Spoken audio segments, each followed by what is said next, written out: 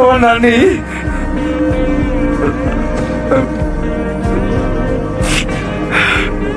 আমি সবসময় আল্লাহর কাছে প্রে করি যে আমি আল্লাহ তুমি আমারে আমার নানির থেকে একদিন আগে এই দুনিয়া থেকে নিয়ে যাও, কারণ মায়েরটা সহ্য করে নেব কিন্তু নানিটা পারবো না। আমার নানি আমার লেগে যা করছে এটা বইলে বোঝানোর মতো না। আমি কোনো সময় তাকে কোনো ভালো সন্তান হইতে পারি না। আমি আল্লাহর কাছে সবসময় প্রে করি, আল্লাহ তুমি অতদিন আমারে